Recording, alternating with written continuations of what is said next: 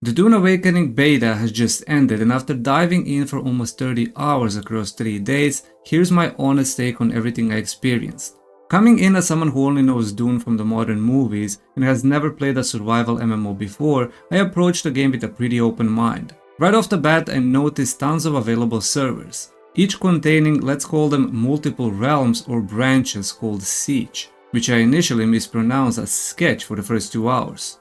Most had low or medium population, so I picked one with a high population to see how populated it could get. Later I did discover that all of these realms would merge into one when you enter the deep desert PvP zone, which makes sense as to why there are so many of them. Character creation follows classic MMORPG style, which is to say, I spent way too much time designing my character's face as there are loads of customization options. Then you sort of pick your class by choosing a homeworld and mentor from 4 choices, unlocking that specialization tree. The tutorial covers the absolute basics: movement, combat, crafting and gathering. I was a bit let down by the graphics settings. Ultra and low looked nearly identical, with the visual quality staying surprisingly high throughout. The only setting that really boosted my FPS was dropping the resolution scale to 80%, which kept things looking nice while running much smoother. I do have a high-end PC, but the stuttering and some FPS problems have been noticed occasionally. After finishing the tutorial by surviving a crash landing and running from a terrifying sandworm that looked like it was having a particularly bad Monday, you're thrown into the open world. At first I thought you always spawn in the same spot, but after 3 playthroughs, I landed in 3 different locations within Haga Basin South, the starting zone. The game features cool survival mechanics like hydration and sunstroke. Staying in the sun too long and you'll quickly lose water and slowly lose health. So I learned fast that water and shade are absolutely essential. Much like dating in your 30s, survival in Dune is all about managing expectation and staying hydrated. One cool feature is having the main NPC constantly in your head, talking and guiding you to your next objective. My leg is bad. I need to lay low and treat it before it gets worse. The map starts completely hidden until you uncover it, and even the starting zone is massive. I can't imagine how huge the entire world must be. The tutorial actually continues after you enter the open world, guiding you through the first region and teaching you practically everything.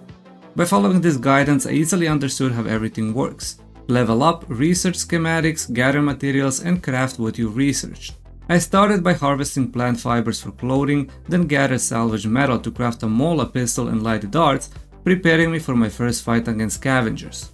The game then introduces you to a skill tree and specializations. Your first unlocked tree matches what you chose during character creation, but from what I understand, there are NPCs who will unlock all the other skill trees after completing their quests.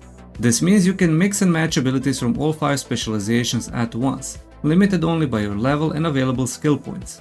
Each skill can be upgraded to level 3, with each level costing additional points, so you can't max out everything. There's still meaningful decision making in building your character. The system offers tons of flexibility for creating different builds. You can have 3 active abilities and 3 passive techniques applied simultaneously from any specialization combination. The best part, you can respec each tree for free, giving you endless options to experiment with. After spending your first few skill points, the game walks you through creating your base. It seemed complicated at first, but after a few tries, I realized it's actually pretty straightforward. You craft and equip a construction tool that opens the building menu. For the sake of a guide, you are required to create a very simple base. But the creativity is endless, as I have seen some crazy looking bases. First, you place a sub-fief console, which serves as your base control center for setting permissions and claiming land. There are countless options for walls and floors, but I stuck with the basic ones because apparently my interior design skills are about as developed as my attention span. The building system is intuitive. Place everything as transparent green outlines before spending materials. Then if you're happy with the layout, fill it up with materials and build it. Everything from walls and floors to machinery and storage works this way. You can also demolish, move and repair any piece or item, which returns some of the materials. I demolished my first attempt at the base so many times I actually ran out of materials.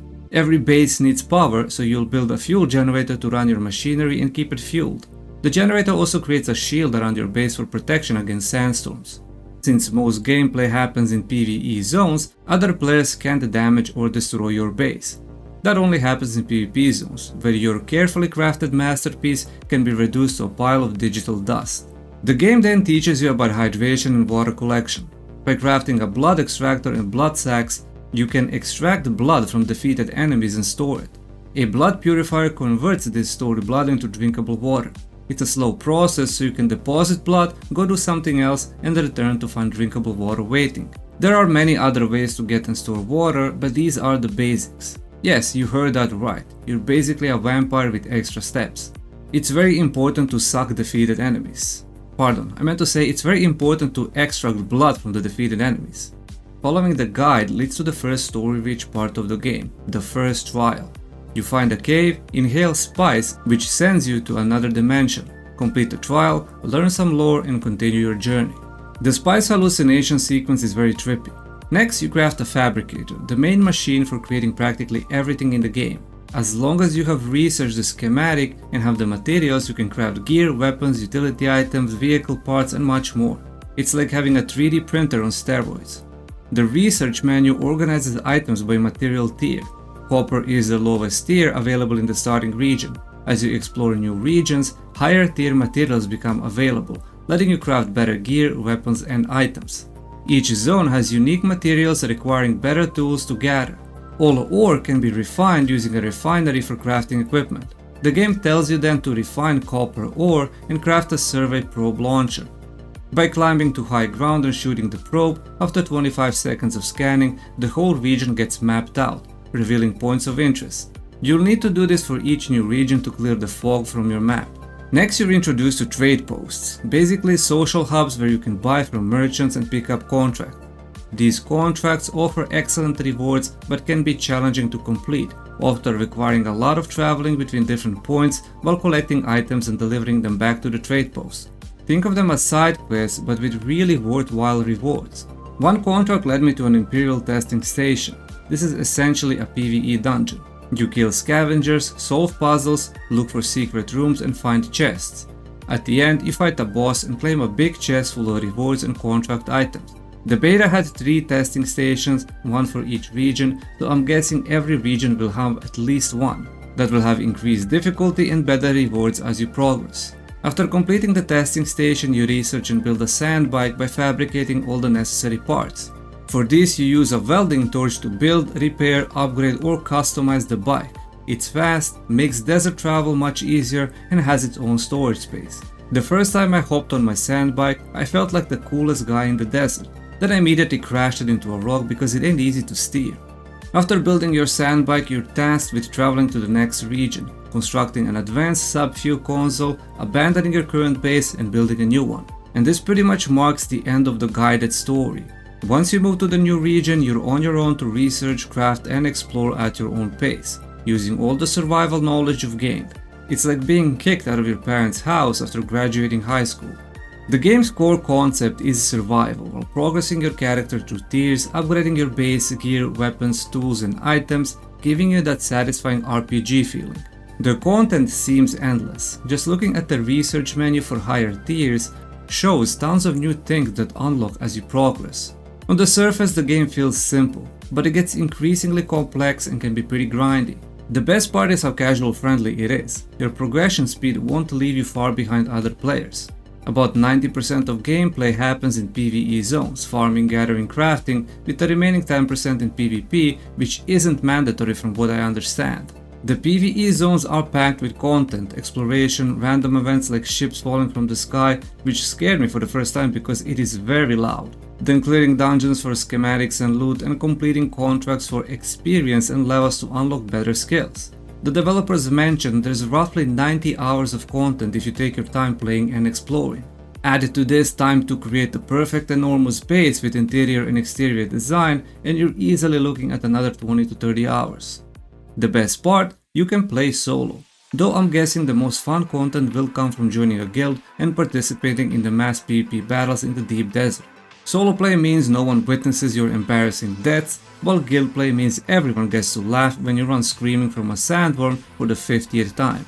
The devs smartly locked ornithopters, the flying vehicles, in the beta, creating kind of a hook to make you buy the full game, as I imagine flying will be an amazing experience. Well played, Funcom, well played. I didn't get to fully explore the first 3 regions, but seeing how many points of interest are on the map plus hidden locations with better loot, really drives your curiosity to explore and find these sealed caves. It's like a treasure hunt if the treasure was constantly surrounded by things trying to murder you. Dune offers a great sense of progression, and it won't be quick or easy to get the best items and gear. Sure, some players who had full version access have probably already mapped out the fastest route to endgame gear, but wouldn't that ruin all the fun? For me, character progression is what keeps me playing and grinding. If I could max out in just days or weeks, there'd be huge flaws in the system. I want my gaming experience to be like a fine wine, better with time. Beyond progression, Dune can be surprisingly chill and relaxing. The ore harvesting mechanic with the, how I like to call it, welding tool is the top notch. You analyze the ore's weak spot, follow the blue line, weld it, and the materials drop. It's not just the mechanic itself, but the sound of welding and ore nodes breaking that is incredibly satisfying, almost ASMR worthy. I may have spent an embarrassing amount of time just mining ore for the sounds alone. Sleep playlist? No thanks, I fall asleep to the sounds of copper ore being extracted. But this relaxed vibe can be instantly destroyed by a sandworm. Even after 30 hours of gameplay, every time I rode my sandbike across open desert, I'd completely freak out from fear. First you see the vibration increasing, then dust in the distance slowly approaching, then the music starts. You know it's coming, and you know it's going to make that nerve-wracking roar, but every time it is terrifying. My heart rate jumps and I panic, running for the nearest rock formation. The worst part, when you stay in the open sand too long after it appears and see it charging toward you with its massive open mouth. That's the most heart attack inducing moment I've ever experienced in a video game. Because if that thing eats you, everything on your character is lost forever. I love the skill specialization system for its simplicity and flexibility. Being able to unlock all specializations and combine abilities creates potential for some wild builds. In the beta, I made a movement/flying build with grappling hook and emperor wings that let me reach the highest peaks and fly everywhere. I basically turned myself into Desert Spider-Man, or should I say Sandworm Man. Sorry, that wasn't funny. The way you obtain better schematics by exploring and searching for them is also great. Some players already know where to find the best schematics, but the whole point of an open world survival MMO is discovering things without guidance. Knowing all the locations might speed up progress, but could lead to boredom faster. It's like using cheat codes to unlock everything in the game. Sure, you win, but at what cost? The game also features intel points of interest where you fight through small enemy outposts with loot chests and intel. This resource is used for researching schematics, and when you run out, you can't research anything, forcing you back out in the world to explore and farm more. I guess it's the game's way of potentially preventing players from researching everything on day one. One of the coolest features is the tool that lets you save a blueprint of your base to use elsewhere. Even better, you can sell these blueprints on the exchange, essentially becoming an architect for hire. There are lots of nice quality of life features too, like a tool that lets you store vehicles in your pocket to take out whenever you need it, instead of leaving them somewhere and backtracking later. Yes, you heard that right, you can put an entire vehicle, not just one, 10 of them, in a small tool that fits in your pocket. I don't know what kind of technology this is, but just roll with it. I guess it's Dune lore accurate. Also, the FPS optimization for the most part was pretty good after you play around with the graphics settings, but I need to test it out more in the large-scale open-world PvP with hundreds of players and bases in the same zone and server. I do have some concerns though. First, what's the endgame goal and gameplay loop? I understand that PvP in the deep desert is Dune's main selling point, but I've played games like Throne of Liberty that also highlighted large-scale open-world PvP and it wasn't good. So what else is there? What can PvE-focused players do once they max out their character and build the perfect base? Host desert tea parties, start a sandcastle competition, open a moisture farm? I don't know. It should take average players a long time to reach maximum progression, but it will happen eventually. Since PvP isn't mandatory, devs confirmed everything from the deep desert can be obtained in PvE or bought on the exchange. That pretty much eliminates the endgame motivation for many players, especially those that don't like PvP. And with PvP as a main selling point, I have to admit the combat isn't great. Ranged combat and shooting are decent enough, but melee feels clunky and unfun. I typically enjoy melee combat in games and plan for a full Swordmaster build. But after seeing streamer PvP events and how poorly the combat performed with infinite melee staggers and ranged snipers dealing 0 damage, I hope it gets significant refinement. It's like bringing a wet noodle to a gunfight, except the guns are also made out of wet noodles. I get that combat isn't usually the main focus for survival MMOs, but if you're marketing large-scale PvP as your key feature, shouldn't the combat be good? If combat is bad, PvP is bad, and then what's left?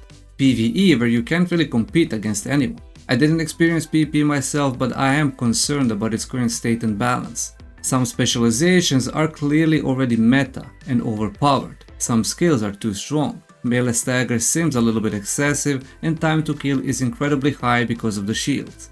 The PvP looks less like epic battles and more like two people hitting each other with pillows for 20 minutes straight. Even combat against NPC enemies lacks fluidity and excitement, especially since they are very easy to defeat in the early zones. They are often dumb and slow to react. Shielded melee enemies might seem tough at first, but once you learn to parry, block, stagger and penetrate their shields, they become simple opponents. AI awareness isn't that great.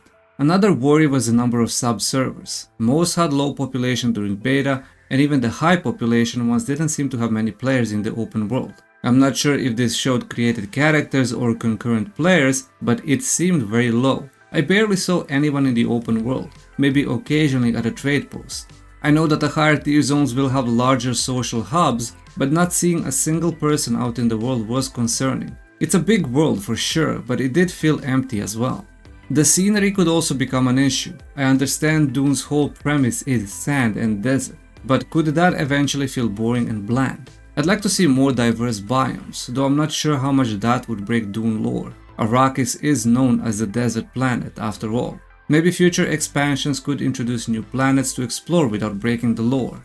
In conclusion, Dune Awakening offers a rich, immersive and visually impressive experience. With seemingly endless content and large-scale open-world PvP, it should satisfy most player types. But if you're someone who enjoys PvP and quality combat, this game might disappoint. The combat is slow, clunky, unbalanced and needs either refinement or a complete overhaul.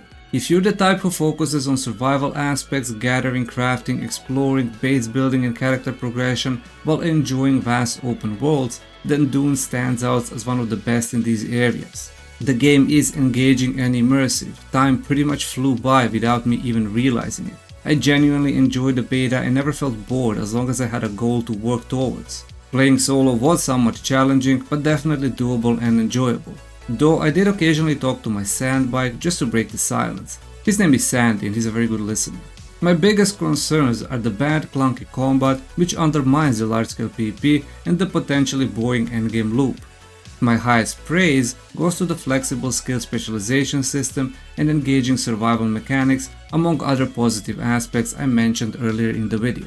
Dune Awakening releases on June 10th for standard pack players and June 5th with 5-day early access for deluxe and ultimate pack players. Thanks for watching and let me know your thoughts in the comments. Just remember, he who controls the spice controls the universe, but he who controls the sand bike controls how quickly he can run away from sandworms. And in the end, isn't that what really matters?